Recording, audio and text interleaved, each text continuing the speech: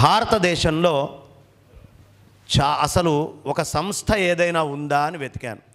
50 సంవత్సరాల తర్వాత, 100 సంవత్సరాల తర్వాత హిందూ ధర్మము, సనాతనమైనటువంటి వైదిక ధర్మము ఇలా ఉండాలి, దీని మీద ఈ దాడులు జరుగుతాయి, ఈ దాడులు తట్టుకోవడానికి మన దగ్గర ఇంత సైంటిఫిక్ అప్రోచ్ ఉండాలి అని ఏదైనా ఎవరికైనా ఒక సంస్థ తెలుసా? మన ఆచార వ్యవహారాలతో సహా బోధించేటటువంటి సంస్థ ఏదైనా ఒకటి ఉందా? నాకు అలాంటి సంస్థ ఒకటి స్థాపించాలి అనే కోరిక వచ్చి తత్వం చారిటబుల్ ట్రస్ట్ అనే ఒక ట్రస్ట్ని నేను స్థాపించాను.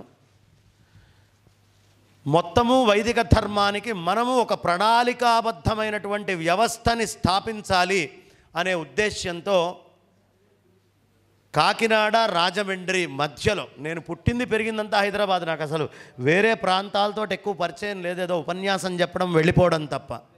కానీ నేను ఈ కాకినాడ ఇటు ప్రాంతంలోకి వచ్చినప్పుడు విధర్మాల యొక్క దాడి ఎంత ఉంది, ఇది తెలంగాణలో తక్కువ ఉందండి. ఆంధ్రాలో ఇతరమైనటువంటి దాడులు ఎక్కువగా కనిపించినాయి. అన్ని సంస్థలు ఆంధ్రాలో, తెలంగాణలో, హైదరాబాద్లో పెడుతున్నారు. కానీ నాకు అనిపించింది సమస్య ఎక్కడ ఉందో అక్కడికి వెళ్ళి ఒక సంస్థ స్థాపించాలి అని. రాజమండ్రి కాకినాడ మధ్యలో వేద భూమిగా దాన్ని చెప్పుకుంటాం కాబట్టి, గంగా గోదావరియోర్ మధ్యదేశే అని మనం సంకల్పంలో చెప్పుకుంటూ ఉంటాం కాబట్టి, ఈ మధ్యలో ఉన్నటువంటి ప్రదేశంలో సుమారు అద్భుతమైన ఒక సంస్థని చాలా సుదూరమైనటువంటి ఆలోచనతో అక్కడ ఇప్పటికీ ఒక 10 ఎకరాలు తీసుకున్నాం, ఇంకొక 10 ఎకరాలు తీసుకొని దగ్గర ఒక 100 కోట్లతో అనేకమైనటువంటి అంశాలు వైదిక ధర్మ పరిరక్షణకు అవసరమైన అంగాలుగా, ఎవరు దీని గురించి యుద్ధం చేసినా ఇక్కడి నుంచి సుప్రీంకోర్టు దాకా వాళ్ళకి పరిపూర్ణమైన రక్షణ నుంచి అనేకమైనటువంటి ఆలోచనలో ఊహకందనటువంటి స్థాయిలో పెద్ద ఒక వర్క్ దానికి సంబంధించింది చేసుకొని ఒక సంస్థని ఆరంభం చేయబోతున్నాం.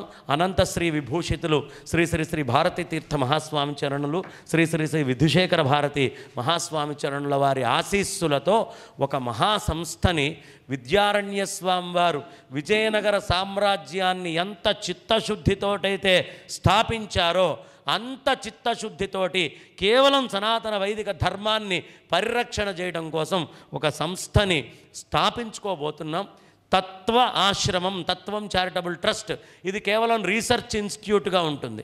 కానీ ఈ రీసెర్చ్ అంతా మనకి ఋషులు ఇచ్చినటువంటి వైదిక వాంగ్మయ మాహాత్మ్యాలేమిటి అనేటటువంటిది మొత్తము ఎప్పటికప్పుడు పెద్ద వింగ్ కింద పనిచేస్తూ ఈ ధర్మాలని ఎప్పటికప్పుడు పిల్లల్లోకి తీసుకెళ్లేటటువంటి విధంగా, పెద్ద పోరాడే యువకులకి రక్షణగా, పెద్దవాళ్ళకి వాళ్ళ మనస్సు స్వాంతన కలగడానికి అవసరమైనటువంటి జ్ఞానాన్ని అందించేదిగా అన్ని అంగాల్లో, అన్ని విభాగాల నుంచి బ్రహ్మాండంగా ఉండాలి అని తయారు చేస్తున్నాం. అందులో మొదటి పని ఏమిటయ్యా అంటే, ఇండోనేషియాలో అనేక మంది ముస్లిములుగా ఉన్నటువంటి వాళ్ళకి హిందూ ధర్మంలోకి మారాలి అనే కోరిక ఉంది. చాలామందికి ఉంది బాలి అనే క్షేత్రంలో. ఆ బాలి అనే క్షేత్రంలో కానీ వాళ్ళు ఎందుకు మారలేకపోతున్నారు అంటే, ఒక్కళ్ళు మారాలి అంటే $2000 ఖర్చు అవుతుంది. వాళ్ళ పేర్లు లోపల రిజిస్ట్రేషన్వి మార్చుకోవటం దగ్గర నుంచి, సర్టిఫికెట్ల నుంచి, ఇళ్ల దగ్గర నుంచి, ఇంటి నెంబర్లు, పేర్లు, డాక్యుమెంట్లు అన్నీ మార్చుకోవాలి. $2000కి భయపడి చాలామంది మారడం మానేశారు. శంకర్ నారాయణ్ ప్లాంజరి గారు అని మా ట్రస్ట్లో ఒక మెంబరు, ఆయన ఇవాళ నేను ఇక్కడ కూర్చొని ఉపన్యాసం చెప్తున్నాను, ఒక 80 మందిని అక్కడ నుంచి బాలీలో సనాతన వైదిక ధర్మంలోకి మార్చారు. మొత్తము ఈ విధంగా ఈ ధర్మంలో పుట్టిన ఏ ఒక్కళ్ళు పక్క ధర్మానికి వెళ్ళటానికి వీలు లేకుండా ఉండేట్టుగా జ్ఞానబోధ, ఆర్థికమైనటువంటి వ్యవస్థ, అన్ని రకాల వ్యవస్థల్ని తయారు చేసుకొని మనం కాపాడుకోవాల్సిన బాధ్యత ఉంది అని ఈ సంస్థని స్థాపించడం జరిగింది. కాబట్టి ఈ లక్ష్యము నేను మీ నుంచి కోరుకుంటుంది ఏం లేదమ్మా, నాకేదో ఆర్థికంగా చేయాలి ఇంకోటి.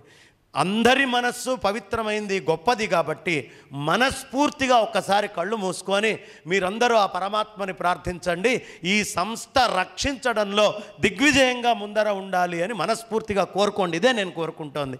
కాబట్టి ఈ మాట చెప్తూ నేను స్వస్తి చెప్తున్నాను.